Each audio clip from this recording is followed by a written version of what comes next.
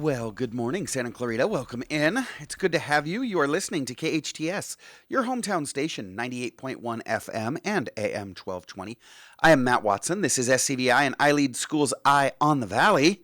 And yes, we are back. Took a couple of weeks off there, but, I am a teacher, so I takes vacations because I gets vacations. You know what I mean? But we are back.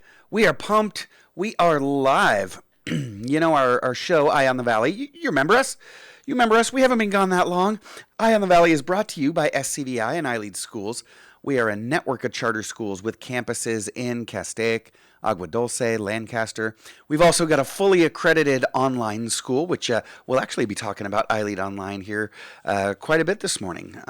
So stick around for that. We've got an amazing homeschool program that's really just growing like crazy. It's called iLEAD Exploration. You know what? Just go ahead and head over to our website, ileadschools.org, and you can check out all of our schools, whether it's the regular seat-based campus or our virtual schools. That's ileadschools.org.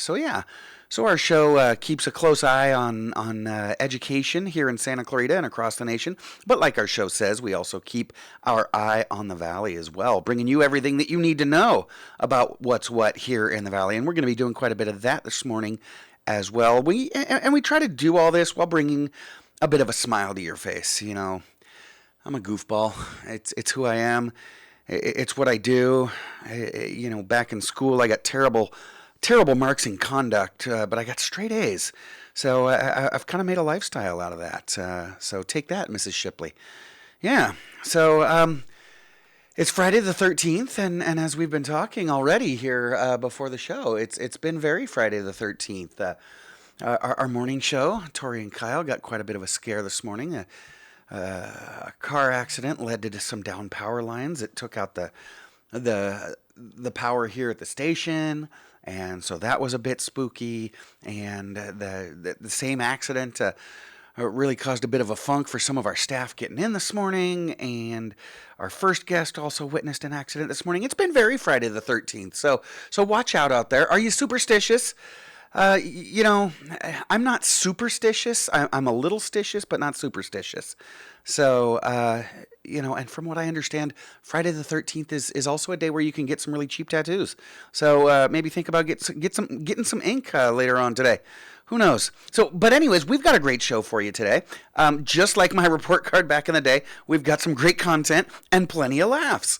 Yeah, so in just a moment, we're going to meet Suzanne Ronge from iLEAD Online, as I mentioned. Suzanne is in charge of iLEAD Online's family and community engagement. And I know some of you just tuned me out when I said iLEAD Online. You're like, online school, yeah, not for me, not for my kid. Well, in that case, you are exactly the person that needs to hear what Suzanne has to say, because this is not your typical online school. Trust me, you're going to want to hear more. And then later on in the show, we have Dave Phillips and Lindsay Haendle from the Children's Hunger Fund. They are working hard to feed children around the world, and so I'm really looking forward to talking to them as well. And then, as we do, we'll wrap the show with fun and trivia with Big T. He makes his triumphant return this morning as well as the rest of us. So I'm trying to remember. I think our last show in December, I think Engineer Andrew just really stomped us in trivia. He's probably back there in the back room plugging in his wires and things like that, sticking his chest out. So got to try to redeem myself today. And you know what? You can play along too. So hang with us. It's going to be a great show. Let's go ahead and get it started. As I mentioned, our first guest is in charge of family and community engagement for iLEAD Online Charter School. Suzanne Ronge joined the iLEAD family over a decade ago as a parent. She found one of our schools, iLEAD Lancaster, at the Lancaster Poppy Festival of all places. And shortly thereafter, she enrolled her daughter. And 3 years later, she herself joined iLEAD when she left her job to come work with us. And today, she is an integral part of the iLEAD Online team, connecting with and supporting new and potential families like you. Suzanne, welcome to Eye on the Valley. Hi, Matt. Thanks for having me. Of course, it's great to have you. So, Suzanne, I mentioned how you and your family found us at iLEAD, but tell us about the process. When you found us at that Poppy Festival, what attracted you to iLEAD as a parent, and then a few years later, what made you ultimately decide to come over and work with us? Well, we were initially trying to find something for my oldest daughter who was kind of ahead of the game grade-wise, and we just kept getting, we have to keep her with, the same as everybody else. And so she was getting pretty bored, and we took a homeschooling route for a year, but I was Okay. at the time an emergency dispatcher, so I had some pretty crazy hours. And so we were looking to do that again, and then we ran into the booth over at the Poppy Festival, and so we went to their first meeting, and it was just this little room in a bank, and we were just listening to Dawn Evenson just talk about her vision for this school, and my husband and I knew instantly, like, this is what we want.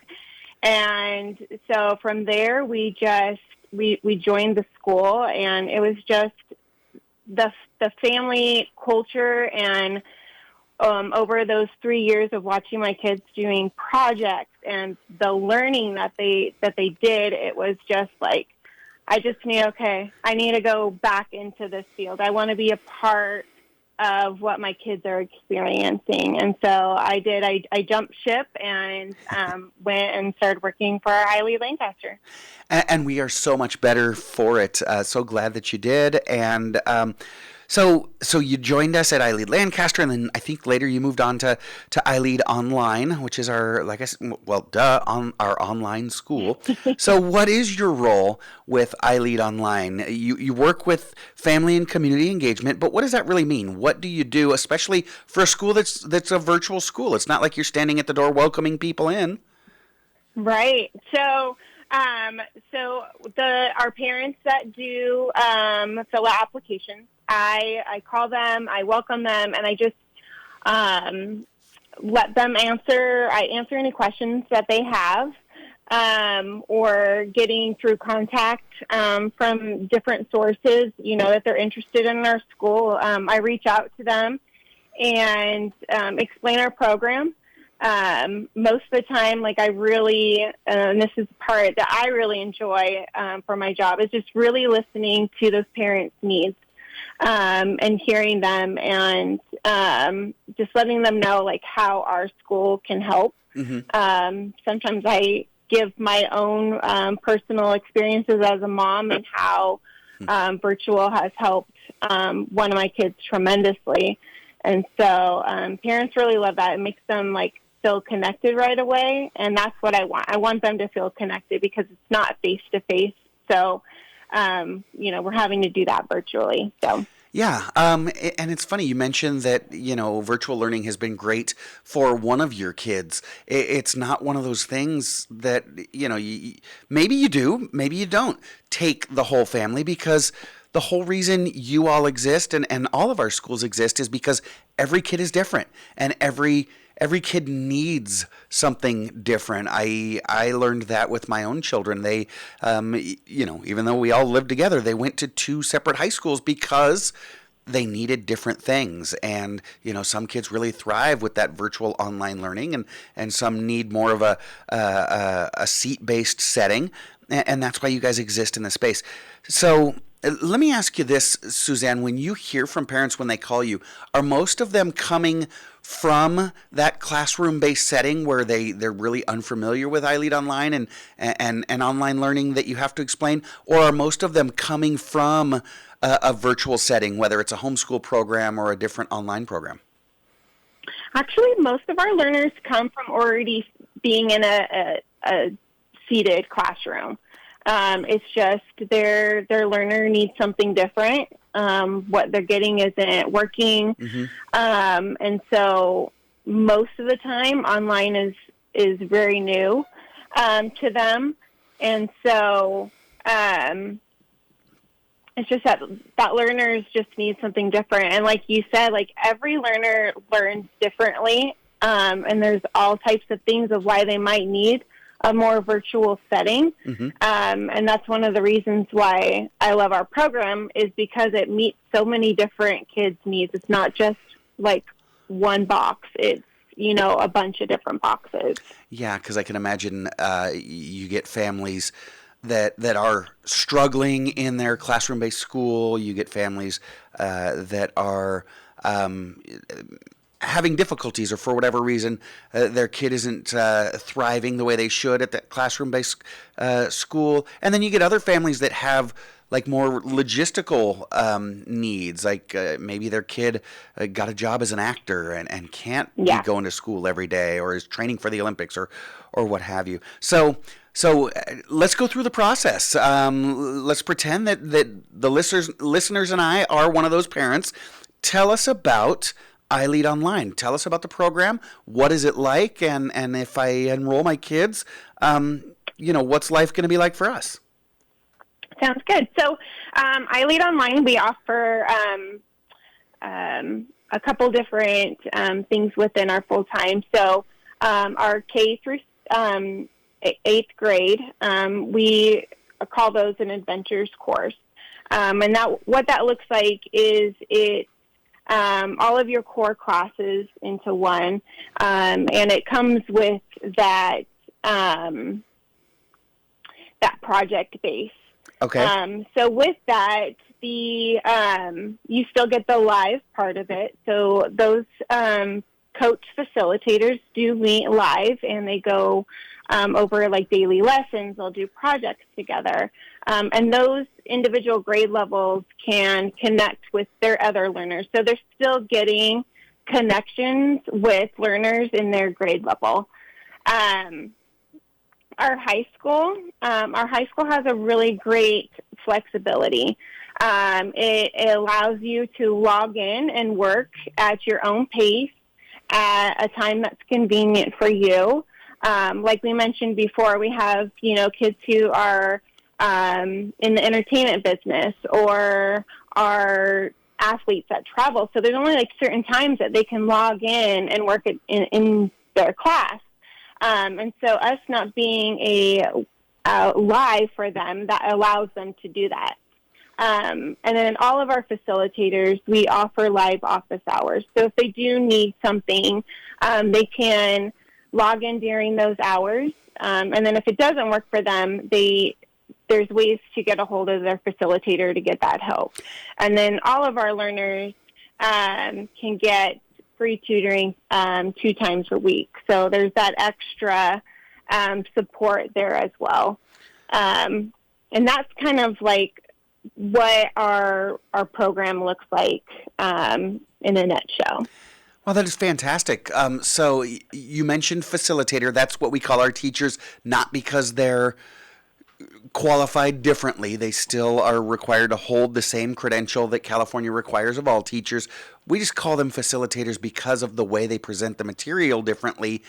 They do just that. They present the material, right, rather than kind of dictating class the way we think of as kind of an old school teacher. But so they have the support of their teacher, of their facilitator. They have an academic coach. They have free tutoring.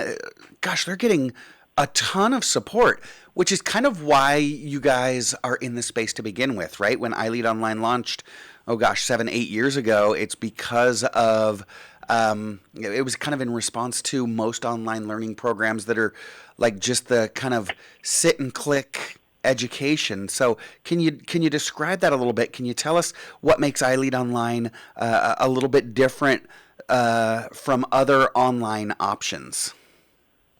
Well, besides just the flexibility, you get access. So you get access to everything in your class.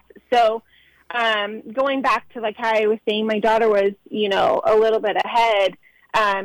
This gave her like the flexibility to be able to work faster in her class and not have to be kept where everybody else is. Like, oh, we're only on week 2, so you have to stay here.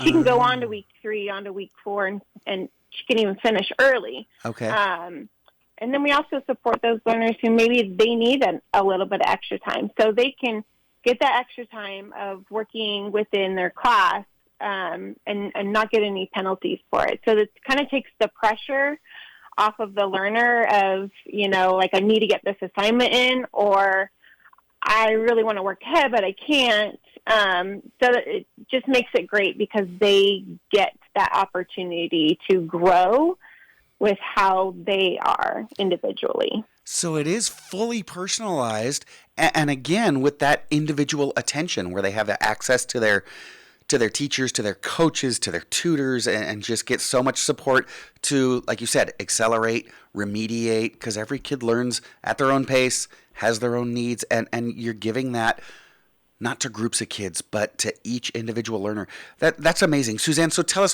what grades do you serve? I'm guessing this is like mostly high school, maybe junior high? Actually, we serve K through 12.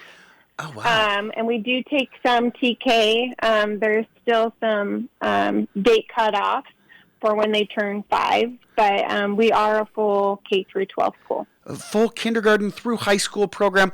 I want to talk about that in just a little bit because I got to think that somebody's out there thinking, a kindergartner in an online school?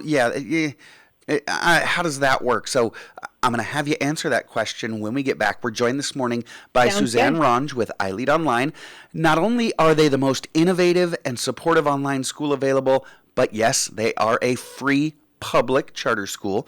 When we get back, we're going to ask Suzanne about how that works with the littles, and as well as how you can enroll or at least get more information. And if we have time, maybe we'll even talk about summer school. I want to talk about that as well. Stick around. I'm Matt Watson, and you're listening to SCVI and iLEAD School's Eye on the Valley on your hometown station, KHTS. Why did Mercedes-Benz of Valencia win the Dealer of Excellence Award in 2019? Because we strive to provide the most outstanding sales experience. Mercedes-Benz of Valencia COO Chris Paz. We know you have high expectations. Our stellar team will meet and exceed your expectations. That's why we were named Mercedes Best of the Best, placing us in the top 10% of all Mercedes dealers nationwide. Find out how you can lease a new Mercedes for unbelievably low monthly payments. Details at mbzvalencia.com. Right now, as you're listening to this, the last thing on your mind is needing a plumber. Whitaker Plumbing understands. That's why we want you to store this in the for later use file in your brain. Whitaker Plumbing will handle all emergencies. Your toilet won't stop running? Call Whitaker. Your sink is dripping? Call Whitaker. Your garbage disposal sounds funky? Whitaker will handle it. Upgrading your water heater? All your plumbing services with one call. Whitaker Plumbing. Whitaker with 1T Plumbing, SCV.com. When accidents happen, clients of personal injury law firm Owen Patterson and Owen soon realize that this is a fight for insurance company dollars. Access to this money is not easy, and all lawyers are not created equal. Navigating personal injury cases requires skill, experience, and a winning record with stamina to secure the biggest settlement or verdict possible. I'm Susan Owen, managing partner at OPL Law. 45 years of delivering justice. Let us put our expertise to work and win for you. 888-OPL-WINS, OPLLaw.com. Your hometown station. KHTS is the only station I listen to. 98.1 FM and AM 1220.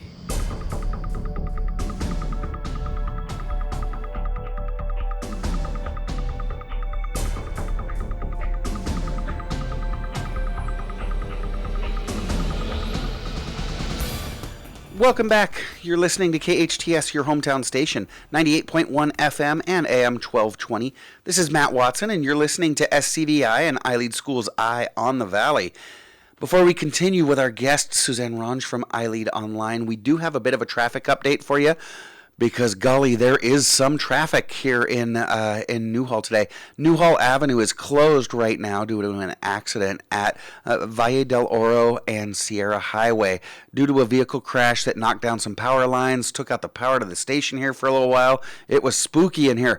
But North Sierra is down to one lane because of road construction. And Dockweiler is open for a detour. Southbound Sierra is open but heavy. Use the old road to connect to Lyons. So, yeah, southbound Sierra is open but heavy. Use the old road to connect to Lyons. Got lots of traffic going on down here in Newhall. So leave a little early, give yourself some extra time. Or, you know what, just call in and let folks know you're going to be a little bit late. Be safe out there. want to make sure that everybody gets to where they're going so that we can head into this weekend and have just an amazing time with our friends and family. As I mentioned, I am joined this morning by Suzanne Ronge with iLEAD Online. And Suzanne, we were talking before the break, and you were telling us about how your job is to make sure that all families, but especially your new families, are particularly well taken care of. So if a family's thinking, you know what, maybe I might try this out, my kid's not succeeding, or we have some needs that might require an online school, and it sounds like y'all are giving kids the support that they need in order to succeed. Is now a good time to enroll, or is it something that families should be having on their radar for next school year? No, absolutely. So we are still currently enrolling. You can enroll throughout the whole school year. So we are still taking learners at this time. And you can also enroll. Our enrollment is also open for the next school year. So we are taking applications, and our lottery will be held the end of March. Okay, and so you are a charter school, so you have a lottery because you get more applicants than you have spots available, and so families, if they're thinking about this for next year, should get their application in now, even though we're in December. But I realized it was probably a dumb question because you mentioned before the break that kids can work at their own pace. So even if they join after the semester started, they're working at their own pace, so they can get caught up. They're not going to be behind, quote unquote, because whenever you start is going to be the first day of school, right? Absolutely. And we also, for example, if you're a high schooler and you're going to come in mid-semester, we take whatever grades and classes that they currently have, and we match them with ours. And then they'll just start where they left off. So they'll just finish out the rest of the school year and not having to feel that pressure of having to start all the way back from day one. Okay, so let's talk about who can enroll because, you're an online school, so, families can access you from anywhere in the world. So, but do you have borders? Do you have restrictions of where families can and cannot live in order to attend your school? So our full-time learners, yes. So we do, you do have to live in the counties that we serve. Those counties include Kern County, LA County, Ventura, Orange County, and San Bernardino. But we do have another side to us, which is our vendor side. And that side you can, there's no boundaries. You don't even have to live in this state in order to purchase classes from us. So that's really interesting. You've got these two kind of very different programs where kids are attending the same class. So you've got learners that are enrolled in your program that are full-time students, right, that are attending your school, whether it's kindergarten through high school. I still want to get back to that kindergarten, by the way. Yes. But then you've also got kids that are enrolling to take a Japanese class or to take a photography class or to take a maybe a math class that they need to get caught up on, right? Yeah, absolutely. So if I'm, for example, if my kid's attending a high school that offers Spanish and French, that was what was offered to me when I went to high school, but I'm interested in learning a different language, I can enroll in your school, take that class, and get my high school credit, and that will work at my high school? Yeah, absolutely. So actually, Japanese is one of our favorite classes for learners to take because that is a language that's not really offered at any public schools. Uh-huh. So learners can enroll in Japanese, take it, and then the grade that they receive, they can take that back to their school, and it gets added onto their transcript. And that is a little bit different because I mentioned before, you guys are a public school, you're a public charter school, so you're free to attend. But if we're taking classes piecemeal, those are paid courses, correct? Absolutely, yeah. Okay, so that makes sense. You can purchase classes from us, and if you're like a homeschool learner and you're at a school where you receive funding, you can use your homeschool funds in I order see. to pay for those classes as I well. see. Yeah, because So homeschoolers, there's they get different options. homeschoolers get kind of like state funding to purchase their curriculum, and so rather than buying a textbook or an online math program, they can purchase one of your classes and attend that way. That's an interesting option. I didn't think about how homeschoolers might want to buy one or two of your classes. That's really cool. Now, I keep talking about kindergartners, first graders, second graders attending an online school full time. Suzanne, how does that work? Because I think of myself when I was a little kid, or my kids when they were 6 years old, and they need that direct contact with their teacher rather than being online all day. How does that work with the littles? So they still will log in and work within their course, and that is still a flexible time, so parents can log in when they want to work on that. Our coach / facilitators, they have a live every day for about 45 minutes to an hour. This is time where it'd be like all kindergartners meet, and they go over like what the curriculum is for today, like maybe what they're learning, or they're all going to do a project together. Our K through fourth grade does get an adventures box. It is a box that gets shipped to your house, and it has hands-on curriculum that is going to correlate with that quarter's theme. So each quarter has a different theme that the learners are going to learn about. And I know you went into the kindergartners, and I just want to share a piece that seriously brought tears to my eyes right before Christmas break. The kindergartners were working on different art pieces. They got to pick what art that they wanted to do, and they did this whole presentation online.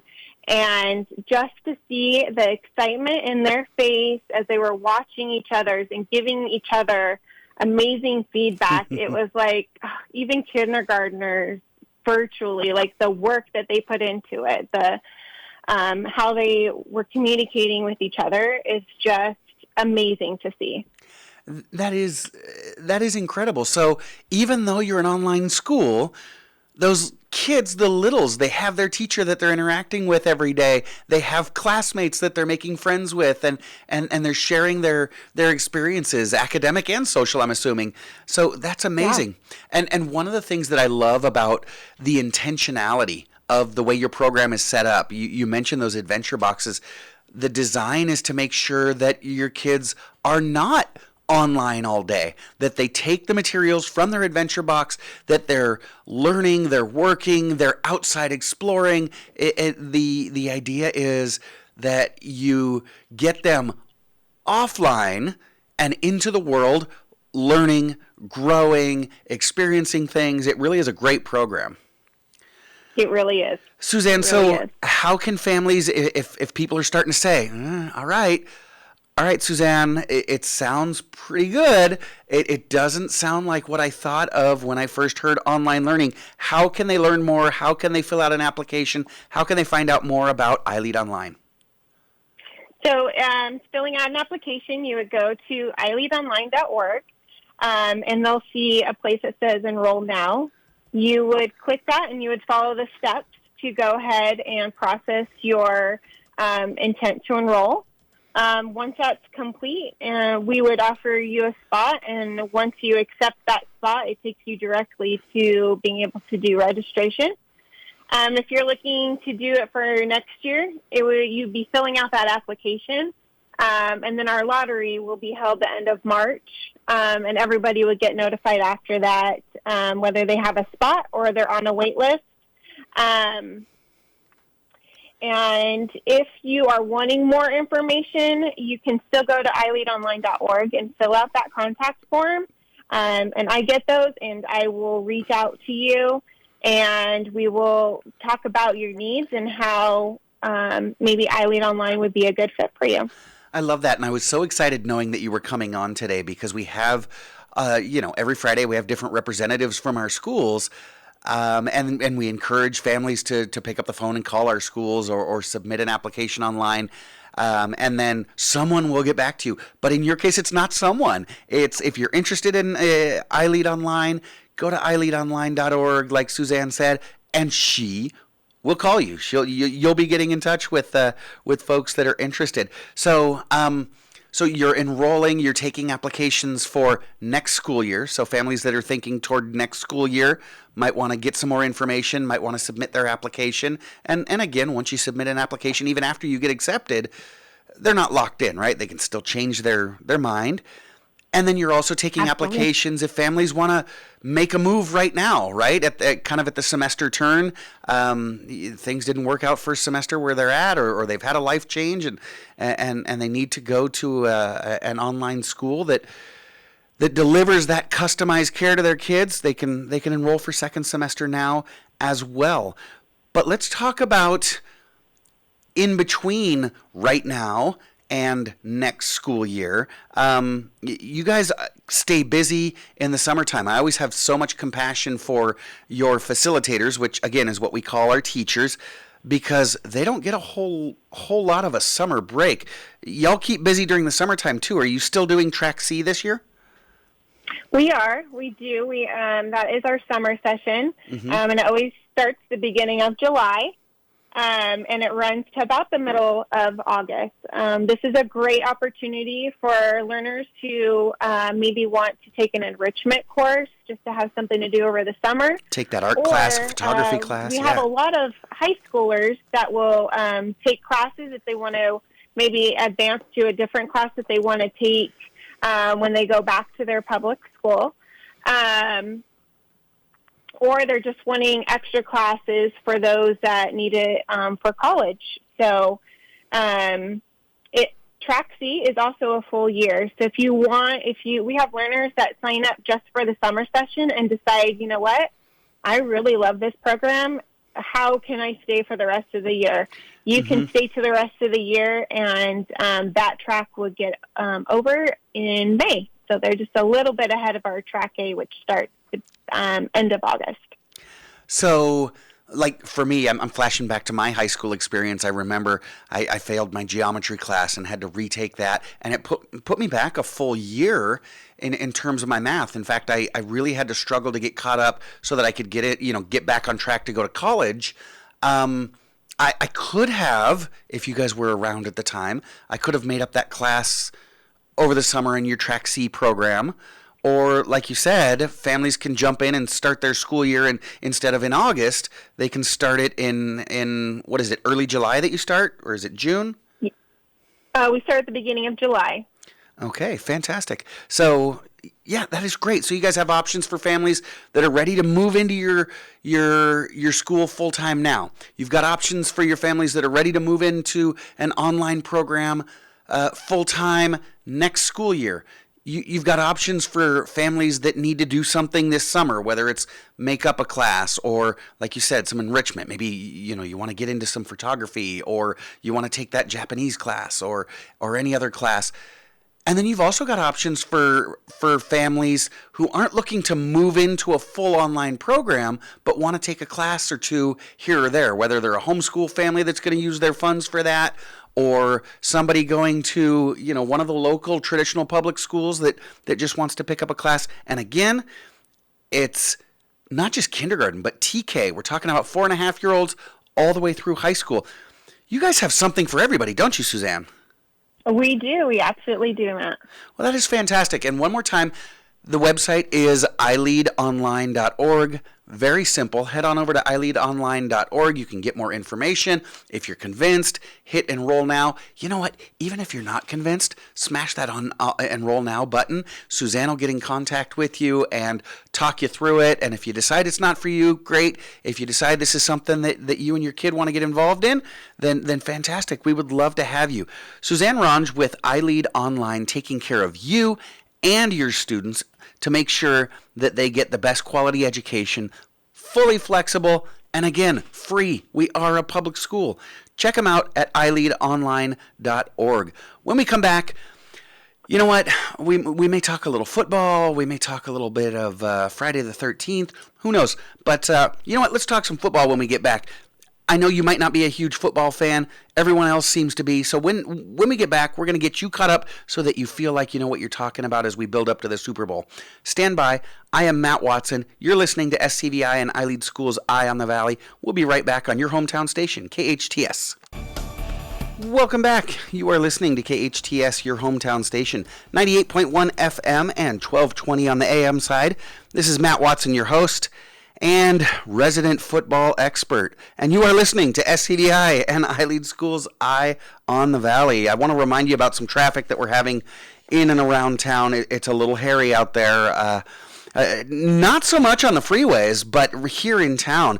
As a matter of fact, Newhall Avenue is closed, completely closed, between Valle del Oro and Sierra Highway due to a vehicle crash which knocked down some power lines. So, a little scary, but they're working on it to get it all cleaned up. But Newhall Avenue, again, is closed between Valle del Oro and Sierra Highway. North Sierra is down to one lane because of road construction. And Dockweiler is open for a detour. Southbound Sierra is open but very heavy, so use the old road to connect to Lyons. So be careful out there. Lots of traffic. Give yourself a little extra time to get there. Just let folks know that you're going to be late. You don't need to be stressed out and worrying about things, rushing around. That's how these things happen in the first place. So just, give yourself an extra few minutes. Let folks know you're going to be late. Be careful. Get to where you're going safely. All right, so I mentioned before that the NFL football playoffs start this weekend, and, it's almost exactly 1 month to the Super Bowl. Can't believe it's getting here so quickly already. Now, everybody watches the Super Bowl. Everybody, right? I think that was the ratings that the Super Bowl got last year is everyone. Everyone's watching the Super Bowl, right? But not everybody follows the NFL week to week like Engineer Andrew and I do. But that's okay. We at Eye in the Valley, we've got you covered. We're gonna get you kind of caught up, and we're gonna give you kind of the Cliff's Notes so that you know what's going on as you ramp up to speed, and we're gonna give you some buzzwords to drop into conversation if you're around town, and then if you are the football nut like I am, tell me where I'm wrong here. All right. So if you want to play the hometown favorite, are you the fan of the local sports teams? You want to just say yay, go Southern California, go LA. Well, last year's hometown champs, the Rams, woohoo! They won the Super Bowl last year. Well, this year, they not only failed to even make it to the playoffs, the Rams were one of the worst teams in football this year. More on that in a few minutes. But the Rams, last year's champs, were bad this year. So, again, you want a little crutch to talk football? Just drop into the conversation and say, oh, what about the Rams? Boy, they stunk this year. Boom. The Chargers, the other local hometown team, the LA Chargers, however, they did make the playoffs, but they've got a tough road ahead of them. In fact, people are talking about, even though the Chargers made the playoffs, people are talking about them maybe firing their coach, who's actually a really good coach. But the Chargers made the playoffs. They play the Jaguars of Jacksonville, Florida this weekend. It's important to know that Jacksonville absolutely crushed the Chargers in week 3 of the season. But that was when the Chargers were dealing with a lot of injuries. So this one being played this Saturday night, is kind of a toss-up. It's going to be an interesting game to see. It could be a blowout, but it could be a blowout either way. Who knows? So if you're rooting for the local team, it's the Chargers. They're heading to Florida on Saturday. That's the night game on Saturday. There's an early game on Saturday, the Seattle Seahawks against the San Francisco 49ers. Now, both teams have been quite a surprise this year. I don't think there was a ton of buzz around either one of these teams going into the year. Nobody was really expecting a lot out of them. As a matter of fact, people were kind of saying that, hey, maybe the Seahawks have kind of thrown in the towel even before the season started. But they came out of the gate hot and really got their fans excited. San Francisco, not so much. Early in the season, their young quarterback went down with an injury. The guy that they didn't even want had to play, and then he went down, and now they've got some young kid that nobody was even talking about playing quarterback for them, but all of a sudden they got hot. So yeah, you can relax a little bit on this one. Yes, it is true that San Francisco has a shot. But, relax on both the Seahawks and the 49ers. That's neither one of them is going to go very far. The only thing that we're going to see coming out of San Francisco is water. No, Cal, keep sending it. Just send us the water. We'll send you the bill. And I don't think the Seahawks are going very far either. But yeah, Saturday morning, that is. It's early afternoon here on the West Coast. But Seahawks, 49ers, both teams had an exciting year but aren't going very far. As for the games being played on Sunday, right? So we got those 2 games on Saturday. The games being played on Sunday, we've got the Giants playing the Vikings. And again, ditto. Forget about this game. Giants and Vikings, yeah, their fans are excited, but whoever wins this game is just earning the right to lose next week. They both stink. Neither one of these teams is going far at all. It's kind of surprising that they're even in the playoffs. Now, also playing on Sunday, the Bengals. That's right, you remember the Bengals. We've made fun of them for the last few decades, but last year they surprised everybody, ended up going to the Super Bowl. They were the team that got beat by the Rams last year, by the way. The Bengals, they look as strong this year as they were last year, and they're playing their division rivals again, the Baltimore Ravens, for the second week in a row, as a matter of fact. The Ravens and the Bengals played last week, and they're playing again this week. Go ahead and cheer for the Bengals. They are a cinch to win. I would have said that before I realized that, or before it was even announced that the Ravens quarterback is probably not even going to play. He's in a contract dispute with his team, and they're trying to work that out. And he's also got, some kind of injury going on down in his knee. So I don't think he's going to play. Even if he did play, the Bengals are gonna crush him. So yeah, if you want to play the front runner and get on somebody that's going to make a run, maybe get on the Bengals. Now, also on Sunday, the Miami Dolphins are playing the Buffalo Bills. You'll remember, even if you're not a football fan, that just a couple of weeks ago, a player for the Bills, Damar Hamlin, captured all of our hearts when his heart actually stopped on the field in Cincinnati. Yeah, it was a really scary moment a couple of Monday nights ago. Routine play, routine hit. He went down. His heart stopped. He stopped breathing. He actually had to be resuscitated right on the field there in Cincinnati. Well, he's doing much better, and his team was already doing great before this, but his team is like energized. They rallied around him, and the Bills are all but guaranteed to win this week as he is set to leave the hospital. So Damar Hamlin, God bless you, and the Bills have a great chance this year. So again, if you're the front runner, if you want to start getting into a team that has a really good shot at getting to the Super Bowl, maybe take a look at the Bills. They're ready. It's their time. Everybody in northern New York is just super excited about the Bills. So yeah, let's see how they do, because Miami was looking good at the beginning of the year. Not so much now. Go Bills. And then we've got one more playoff game on Monday night. So we still, even though it's playoff football, we still get Monday night football. We have the Dallas Cowboys versus the Tampa Bay Buccaneers.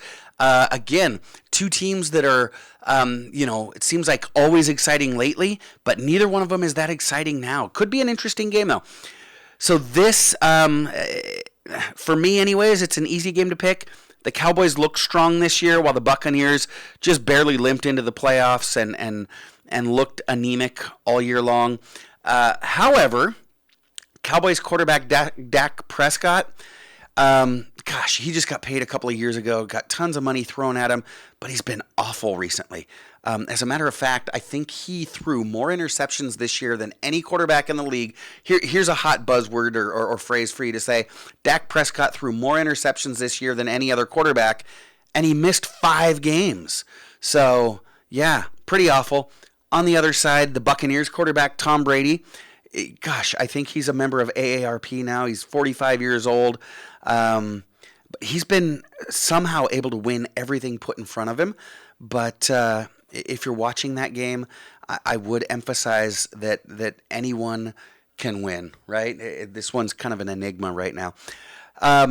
Now, the Kansas City Chiefs are also in the playoffs. Of course they are. They get a bye this week, so the Chiefs aren't playing. They automatically move in to the next round. And our own beloved Carl Goldman's Philadelphia Eagles get a first-round bye. They had an amazing season, so that means that the Chiefs and the Eagles, they're in the playoffs, but they don't have to play this weekend. But let's face up to two realities. First, as weak as the NFC is, the Eagles are a shoo-in to make the Super Bowl. I think they're just going to cruise right in. But second, the Bills and Chiefs are going to battle to get there, and whoever plays the Eagles in the Super Bowl, they're just going to destroy them. Sorry, Carl. Sorry, buddy. But yeah, it's going to be another AFC championship this year. So if you're looking for some quick playoff talking points, here's a couple. Tom Brady, can you believe that he's still playing professional football and willing to give up his supermodel wife and family to keep playing at 45?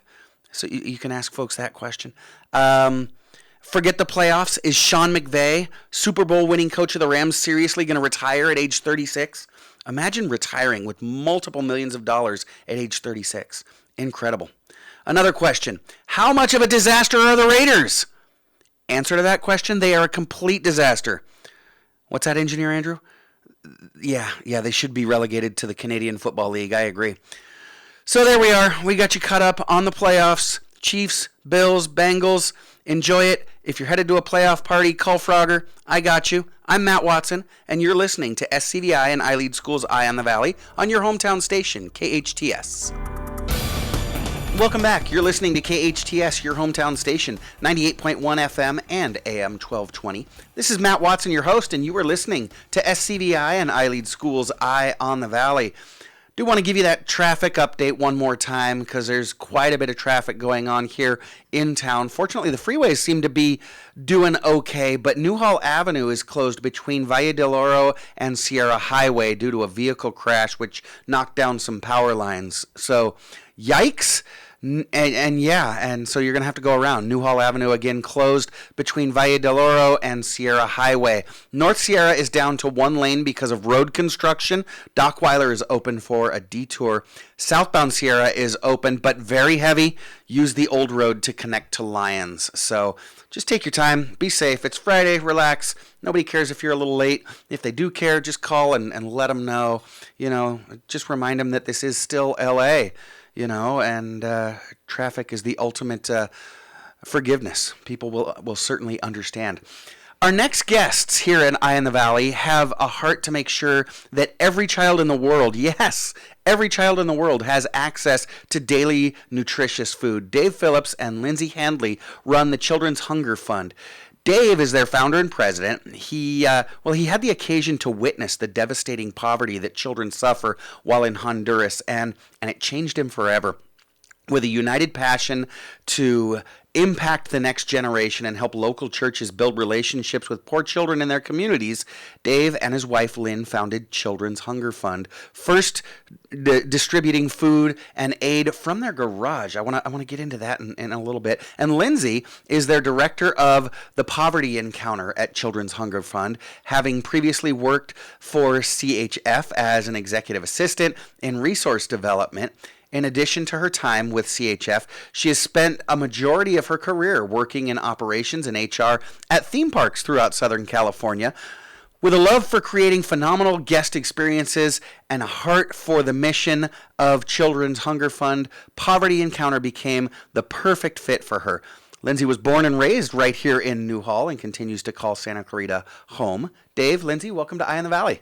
Good to be here. Thank you. Thanks so much for coming in. We really appreciate it. Dave, let's start with you because this is really kind of your passion and you gave birth to the Children's Hunger Fund.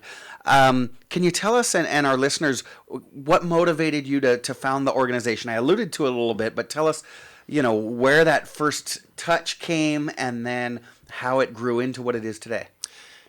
Definitely a little bit of background. Both my wife and I grew up in the San Fernando Valley. All right. And our first 30 years of life, we watched the San Fernando Valley change from a white suburb to kind of what it is today, a melting pot of minority populations. And so it's really a two-part answer to why CHF came about. And I think the first part was that during that 30 years of life as living in the San Fernando Valley, in this community, watching it change, the churches in the valley weren't getting outside the four walls and addressing the needs of a changing community. There was poverty everywhere, but there wasn't much being done to address the issue of poverty. Interesting.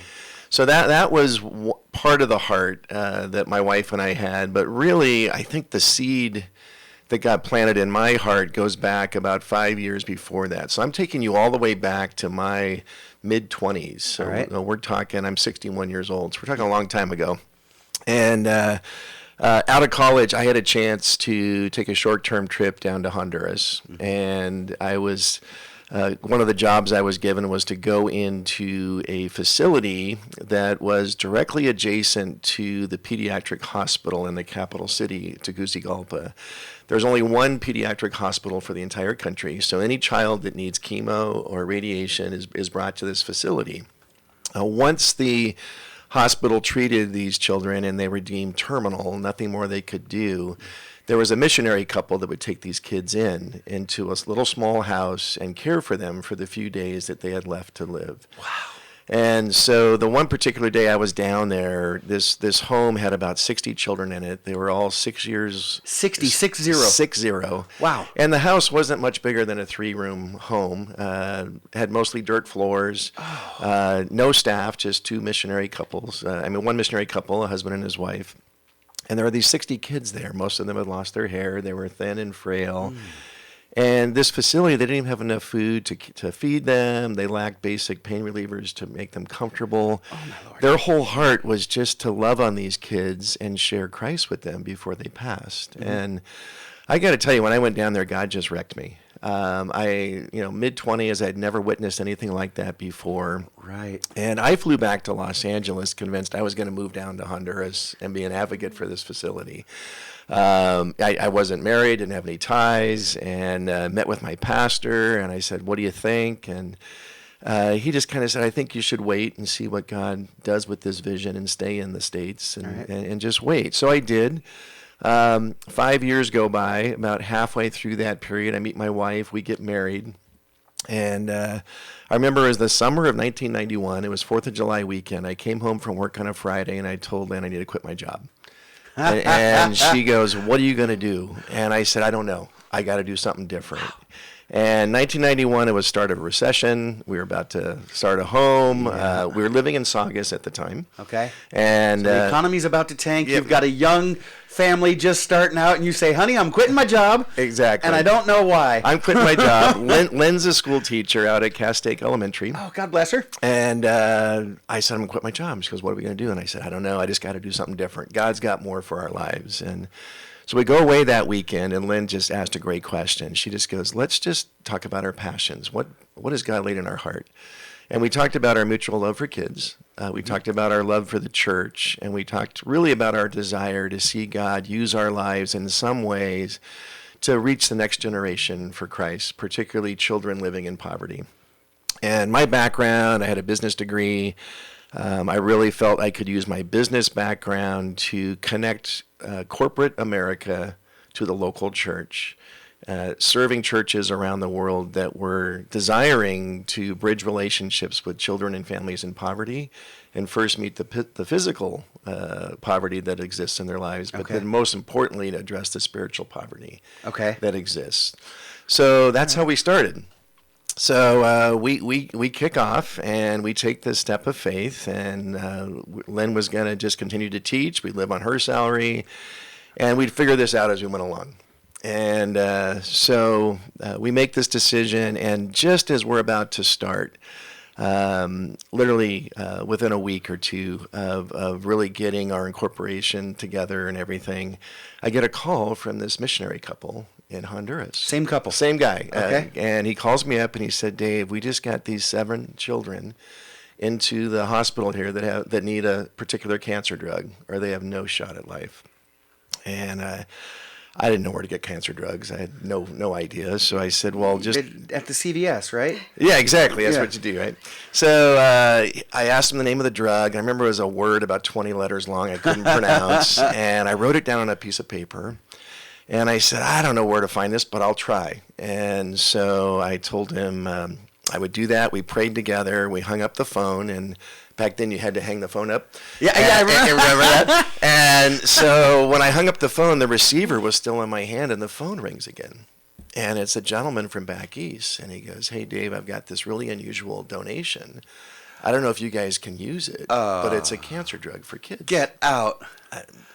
And I asked the gentleman, I said, what's the name of the drug? And it matched identically what was on this piece of paper. Oh, that's incredible. And I literally about broke down in tears. I got tears in my eyes right now. Yeah. And this guy said, Dave, this is a huge donation. He said, we have 48,000 vials of this drug. If you can use it, it's got a street value about $8 million. This is back in 1992. Okay? And if you can use it, we'll airlift it anywhere around the world at our expense. Wow. I can tell you, that doesn't happen every day. And 31 years later, we've never had a pharmaceutical company offer to airlift their product around the world. For free, yeah. So I share that story because what God did for my wife and I in that moment, I can't put into words. What it did for our faith, I can't describe. But I think the greatest lesson that God taught me in that donation is that it wasn't about those kids in Honduras, those 7 kids, because I took that donation over the next 48 hours. I went to the phone book. I called every Christian medical mission, every clinic I could find. God placed that drug in 20 different countries. Wow. And God showed me in that moment that the vision for Children's Hunger Fund, it really wasn't just about kids here locally. It wasn't about helping a handful of kids in Honduras. But God had a global vision for CHF. And if I could just stay out of his way, let him lead, that's the plan that God had. And that's the journey he's had us on for 31 years. I got to tell you, when I was first introduced to your organization and I was doing reading and things like that, I thought, oh, wow, you start in your garage and you grow globally. No, you started globally and out of just our working garage. out of the garage. Right. That is absolutely an incredible story. So it started with just this huge explosion, but how have you grown through the years? Talk to us a little bit about, because I'm sure, dust settles and you settled into like the daily workings. And so what are y'all doing now? So when we first started out, we were serving about 8 churches in the San Fernando Valley. Oh, okay. Feeding a couple hundred families. That was our story the first couple years. Then the Northridge Earthquake hit. And when the earthquake hit, folks had some need.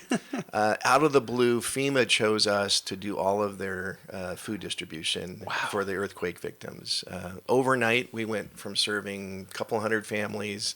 Within 2 weeks, we were serving 48,000 families in the San Fernando Valley through about 110 churches. And literally at that time, we just called every church and said, food's coming in. If you can use it, we can give it to you. Over a 6-month period, 85 of those churches stayed with us. And they had their kind of eyes open to the fact that food is really a powerful relational tool to care for the poor if it's used in the right way. So that kind of was our first milestone growth step, was the Northridge Earthquake.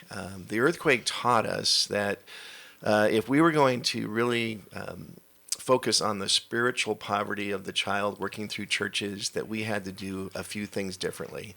I naively believed when we started that if you just give churches food, that you're going to get spiritual fruit on the back end. Okay. And that always didn't happen. I mean, we saw a bunch of different methods for giving food away, but they weren't all. The missing component in most of them is that they're not relational strategies.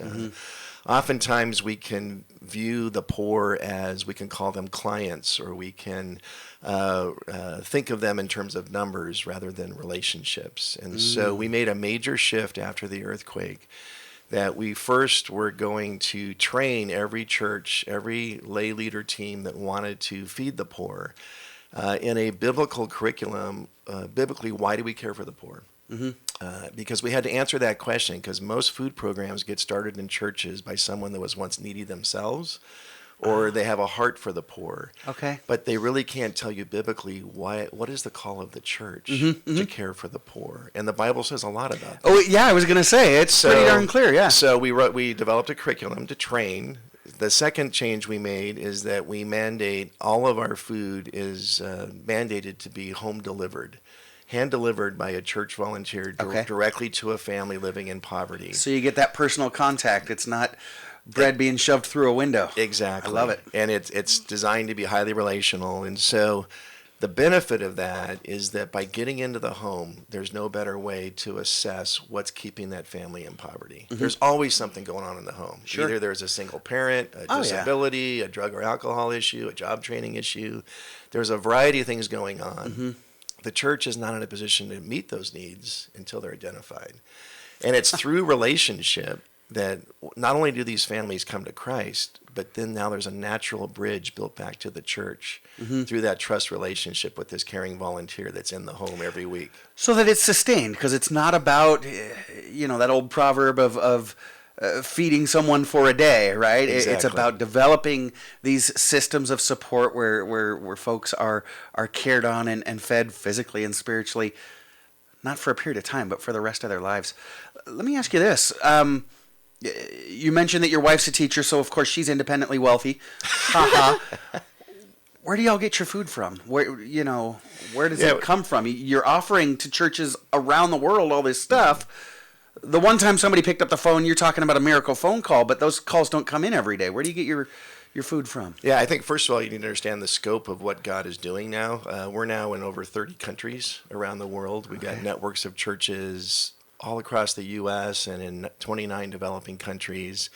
Last year, we provided food that supplied about 130 million meals. So we're talking a lot of food. And our biggest source is from corporate America. We'll go to the food industry and secure donations, but we ask churches and corporations and groups to actually fill food packs for us. So we have a Project Food Pack program where we ask individuals and groups to fill a child-focused size box of food. It's about the size of a shoebox, to fill it with about a dozen child-focused food items. And they fill them, then they come to us, and then we give them out to churches that we've trained here locally, nationally, and around the world. So it really is a combined effort between a huge volunteer force that comes into our warehouses and distribution centers to volunteer and assemble food packs, individuals and groups literally all across the country that do campaigns to fill food packs, and then we process them at our distribution centers and send them out where they're used by churches to bridge a relationship with a child in need. Gosh, you probably never wonder if you actually made the right decision, huh? This just as massive as you've become, and relatively quickly. Let's talk about some of the numbers. First of all, you talked about the volunteers. How many volunteers have you got working with you? It varies, but it's large. We've got 3 distribution centers. We've got 2 in Texas, and our headquarters are right here in Sylmar. We average between 30 and 35,000 volunteers a year. Those are volunteers that come into our facility. Probably another 30 to 50,000 that are at the church level that volunteer to do the distribution of food to to the families that they're serving globally. Okay. In a little bit, we're going to talk about Poverty Encounter. Then we also have a number of guests, thousands of guests that come through our poverty exhibit, and then they're asked to stay and do a volunteer service project for 30 minutes. And so there's several thousand that also service in that capacity. Wow. And then let's talk about people that you're impacting. If I had to ask you how many folks are being fed today because y'all are doing the amazing work you are, how many lives are you impacting on a regular basis? That's really hard to quantify. I would say conservatively that there are literally several million children a year that are impacting on a global basis. Wow. It's not just through food distribution. We've had generous donors that we give out toys at Christmas to create another point of touch. Since we've started, we've given out over 240 million toys to children around the world. Wow. So God has just really been good to us, and our corporate partners have been generous, and everything that we do is designed to create a relational touch between the local church and that child in poverty. Wow. Dave Phillips and Lindsay Haendle with the Children's Hunger Fund joined me this morning. And Lindsay, I've been really rude to you, but you run an incredible, well, it's an experience, right? It's right there in the name. In fact, it's called the Poverty Experience. I want to get into that, but we do need to take a quick break. When we get back, have you ever thought to yourself, man, my kids, or anybody for that matter, but my kids really don't understand just how good they have it here in Awesome Town? Well, Lindsay is helping remedy that issue in a really cool way. Stay tuned, and we'll talk about that when we get back. I'm Matt Watson, and you're listening to SCVI and iLEAD Schools Eye on the Valley on your hometown station, KHTS. Welcome back. You're listening to KHTS, your hometown station, 98.1 FM and AM 1220. This is SCVI and iLEAD Schools Eye on the Valley. I am your host, Matt Watson, and we're talking this morning with Dave Phillips and Lindsay Haendle from the Children's Hunger Fund. Now, Lindsay, you run a portion of CHF, Children's Hunger Fund, called the Poverty Encounter. But Dave, tell us a little bit about how this started. What was the impetus for this experience? Absolutely. So my wife and I, we have 4 boys, and when they each turned 9 years old, we started taking them on trips with me internationally to go see programs. I wanted them to experience physical poverty, and I also wanted to see the work of God's church around the world. And so as we started doing that, we started to see how their hearts were changing, and their worldview was changing. And I realized about 15 years ago that CHF has great impact on the suffering child, the child that lives in poverty. But what are we doing to impact kids like our own? Kids here in Southern California, across the country, most kids will never leave their own city or state, let alone travel abroad. Right? Yeah. And they don't see how 96% of the rest of the world lives, which is really in poverty. And so, I don't know, 14 years ago, I had a chance to meet with the Imagineers at Walt Disney Studios. And I asked them, I go, what would it be like if we could bring these poverty scenes from around the world? Could we build them into our headquarters and create an immersive experience? Wow. And that's exactly what God has done. Had a chance to meet with them 3 times over about 6 months, and they pulled some ideas out of my head and convinced me that this could be done. It took a while. We had to raise the money to buy a building and build out the exhibit, but it's been open now for several years, and Lindsay now she's the director of the Poverty Encounter exhibit, and I think she's probably best suited to tell you what it is and what the impact has been. Perfect, and what a great synergy, because you come from the world of theme parks as well, and so y'all have built this experience. What is it like? Tell us about the experience. Yeah, it is you get to walk into an airport lobby where you board a plane, an actual plane. Okay. And then you get the opportunity to experience 4 different countries throughout the world and see what it looks like in a dump in Guatemala. What did it look like in Haiti after the earthquake? We take you to a brickyard in Nepal, and we talk about the cycle of poverty, and then we talk about, take you down to the sewers of Romania, and talk about the different places that people are living in poverty. And we also touch on poverty in America, because as we all know, our houses sometimes are facades for what's happening deeper. And ultimately, the desire is to share not only what is poverty. The goal isn't for you to leave and feel guilty that I have these things. The goal is for you to hear about what does poverty look like outside of our situation, but also what is the church doing to be able to support that, and the hope of the gospel at the end. And as Dave mentioned, they get the opportunity to immediately serve, and that's incredibly impactful, because they've just heard it's 60 to 75 minute tour of this is what's happening around the world, and then hands-on see these meal packs be put together that are then going to go in the hands of families, that just like the ones that you've experienced it, and you experience it through the lens of children in these countries. So you hear their individual stories as you go through each one of the countries. Wow, and I love that it's action-oriented, right? It's not just this is the situation, but it's this is what you can and are going to do right now. And you're right, it needs to be that experience. My family and I were fortunate enough to experience it firsthand when my kids were young, school aged. We moved out of the country and we moved to Latin America, where they saw that things are different outside the four walls of their home every day. Every single day. In fact, it got to the point where my daughter would not leave the house, would not leave a restaurant without a bag of bread or fruit or something that she could give to a kid in need. But we're fortunate here in America, in Southern California, that we don't see that every day. But you're right, it is right there. It's right next door sometimes. And so to have that experience, to realize, A, how fortunate we are, B, that there are folks that need our help, and then C, we can do something. So if our listeners are wondering how they can get involved in this experience, how do they get a hold of you? How can they get their families to enjoy this experience? Absolutely. If they go to povertyencounter.org or through the Children's Hunger Fund website, you can get to Poverty Encounter. There's a place where you can book tickets and see what's available. If you want to bring a group, you can email us at info@povertyencounter.org, and we'll get you plugged in. Wow. And so you said it's you go to an airport lobby, you actually get on a plane for this experience. Where is it located? Is it a long drive? No, we're actually in really just 10-15 minutes, depending on traffic, down the street here in Sylmar. We're actually located in the Children's Hunger Fund headquarters. So it's local. The same building.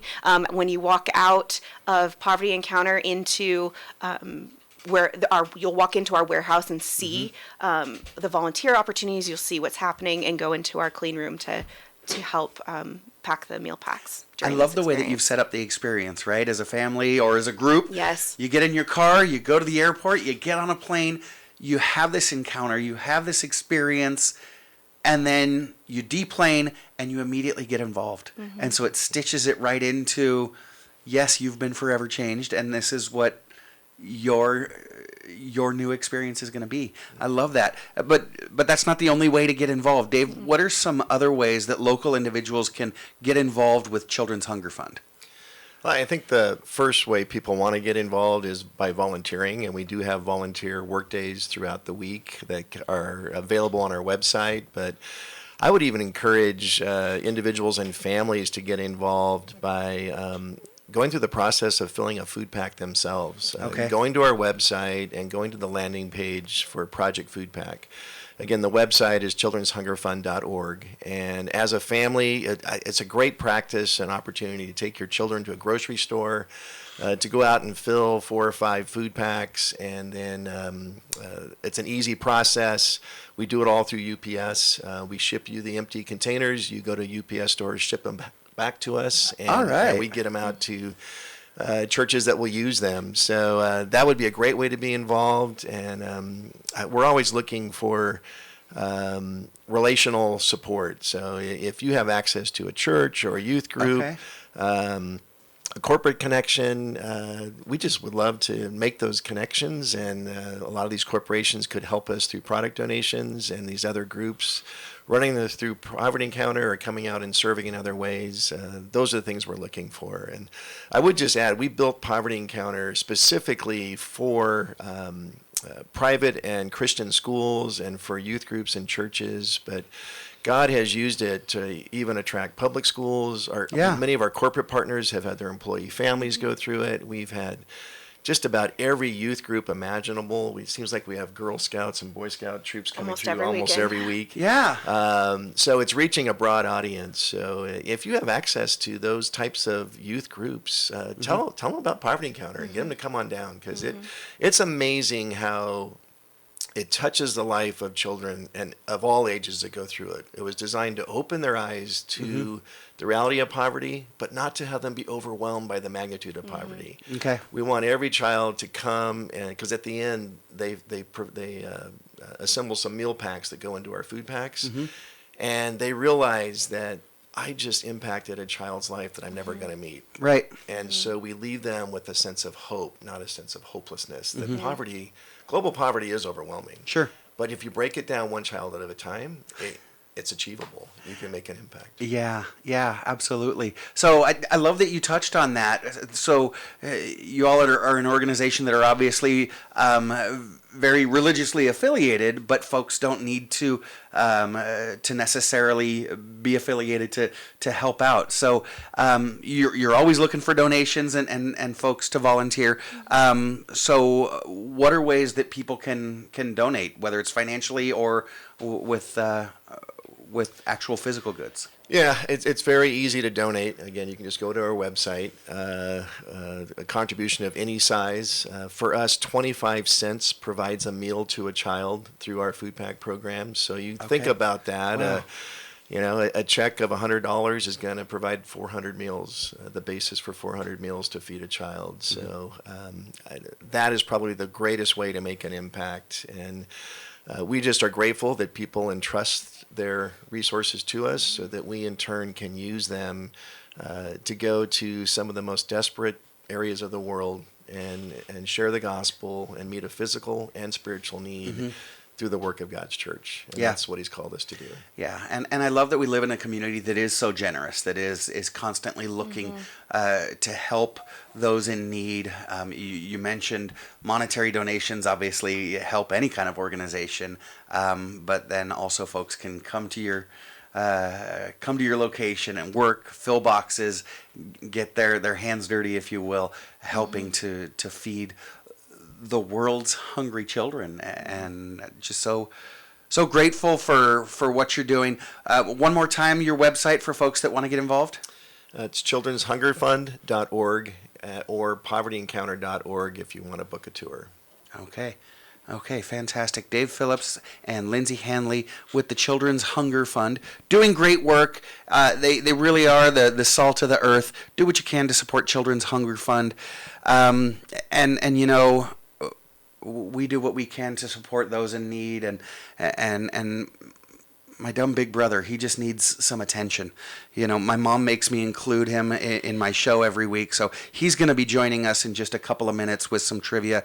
Do the two of you like trivia? You wanna goof off and play around with my brother and I? Sure. Sure, I'll stick around for that. Fantastic, love it. We'll be right back. Big T, it's your time. Give us a call, buddy, and you stick around too. This is going to be. Well, Dave, Lindsay, it's going to be a train wreck, to be honest, but like a good train wreck, you're not going to want to look away. Stick around. This is SCVI and iLEAD School's Eye on the Valley. I am Matt Watson, and this is your hometown station. Welcome back. You are listening to KHTS, your hometown station, 98.1 FM and 1220 AM. This is SCVI and iLEAD School's Eye on the Valley. I am your host, Matt Watson, and now it is time for Big T's 5 Minutes of Fame. Y'all know Big T. Big T is a longtime resident and leader in the Santa Clarita Valley. He is an executive and a philanthropist. He's an amazing father, husband, and community leader. And Big T has recently discovered his own value. And not coincidentally, he also recently learned the definition of deficit spending. Here he is. He's mom's favorite, everybody. Big T, welcome to the show. That was easy for you to say. I know, right? I really flubbed the punchline there. So, Big T, we've got Dave and Lindsay from the Children's Hunger Fund joining us this morning. Dave, Lindsay, thank you for agreeing to play along. So here's what we do. Tony has got some trivia questions for us, and just like a game show, if you know the answer, hit your buzzer to chime in, and then wait for Big T to call on you. Sometimes he'll have to make a judgment if it's close, and then when he calls on you, you give your answer. Now, your buzzer is your name, right? So all you need to do is just call out your name. So, Dave, when you know the answer, just shout out Dave. For whatever reason, I go by Frogger. So that's what we do. I'm going to keep score. Hey, and you too. You play along at home, and let's see how you do. Big T, what have you got for us today? Well, Matt, you were talking about football earlier, so I wanted to start it off with a little bit of a fun fact. So all of us have Cowboy fans that are friends of ours, right? Yep. So you know when the Cowboys last won a Super Bowl? Oh gosh, it was a long time ago, wasn't it? 1996. Okay. Since the Cowboys have won a Super Bowl, they've had 25 different starting quarterbacks. There have been 7 presidential cycles. Last time they won, Dak Prescott was only 2 years old. Last time they won, the Raiders were still celebrating their last Super Bowl win from 1984. Okay. And since the Cowboys have last won the Super Bowl in 1986, every member of the Cowboys' 36-member cheerleader team is now eligible for AARP benefits. Taking a swipe at the Cowboy fans. I love it. Speaking of football, Papa's pick of the week, Giants +3. All right, cool. All right, let's get into some trivia. Let's do it. What state is nicknamed the Evergreen State? Lindsay. Lindsay. Florida. Florida's incorrect. I think that's the Sunshine State. Frogger. Frogger. I'm going to say Tennessee. It was really green when I went there. Incorrect. David, you got anything? Precious, you got anything? Dave, Oregon. Dave. You are close, Dave. Good Precious, guess. he's close. He's close with Oregon. The only one I can think of is Washington next to Oregon. Precious says Washington. There we go. Good job. Washington is correct. Before finding Bad Boy Records, what musical mogul majored in business at Howard University? Frogger. Frogger. Is that P. Diddy, Puff Daddy, Pity? Yes, sir. Okay. Student Sean Combs at the time. There we go. Who was the youngest Oscar winner of all time? Oh. 10 years old. Yeah. Oh, Lindsay. Shirley Lindsay. Temple. Oh, good guess. I'm sorry, I missed it. Shirley Temple. Shirley Temple's incorrect. Frogger. Frogger. I'm going to go Haley Joel Osment. Incorrect. David Precious, anything? I got nothing. 1973. Producer Sarah's got Tatum O'Neal. Tatum O'Neal is correct. Nice Producer job, Sarah Producer Sarah. texting in the correct answer. What animal is Indiana Jones afraid of? Frogger. Frogger. That'd be snakes. Correct. Snakes. It always has to be snakes. Who betrayed Jesus, according to the Bible? Frogger. Frogger. Believe it or not, it wasn't me. It was Judas Iscariot. It was Judas. Yeah. How many Twilight books and movies are there? Oh. Dave. Too many. Dave. I'm giving Dave a point on that one. That is correct. He gets a point for that. Frogger. I'll go with 6. Incorrect. Anybody else? 4 books and 5 movies. We'll keep this moving. All right, cool. What real-life phenomenon was covered in the movie The Big Short? Frogger. Frogger. I'm going tornadoes. Incorrect. Nuts. Anybody else? It was the 2007 housing market crash. Oh. What insurance company has the fictional spokesperson named Flo? Lindsay. Oh. Progressive. Progressive is correct. I love Flo. Who's the first and so far only Disney princess with a tattoo? Oh, Lindsay. Lindsay. This might be. Is it Moana? Moana's incorrect. Oh, that's incorrect. I think I know who it is. All right. Frogger. Frogger. I think Jasmine got some ink done on her last birthday, right? No, incorrect. No? Who is it? It's Pocahontas. Pocahontas. Oh, interesting. I like Moana. That was a great guess. In fairness to Lindsay, I think we may need to give her a point because I don't know the date of when I pulled this question from. So it could be Moana as the second. I bet it is. But Pocahontas was the first. Okay. Who's the first Disney princess to have a child? Oh, Frogger. Frogger. That one is... It's the Little Mermaid. Ariel.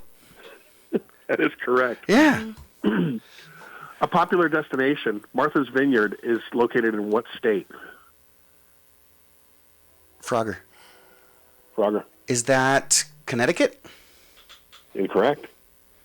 Lindsay. Lindsay. Massachusetts. Massachusetts is correct. Good pull. Forbes now lists 3 professional athletes that are worth over $1 billion each. Ooh. Can you name them? Frogger. No. They're recognizable by one name, of course. I feel like my answer was correct. No, I can't name them. I think LeBron James is one of them, but that's all I've got. Correct. Okay. Anybody else? Yeah, Michael Jordan and Tiger Woods. Oh. All right. What does TMZ stand for? Son of a gun. You know, it's so weird. I was actually in the shower this morning, and they were talking about TMZ on the radio, and I wondered for the first time in my life today, what does TMZ stand for? I was going to Google it, but I didn't have time. Lindsay? TMZ stands... Go ahead, Lindsay. The Media Zoo? You know what? That's actually a good guess. That's really good. It is. Dave, you got anything? Precious? Not as good as that one. Yeah. It stands for 30-mile zone.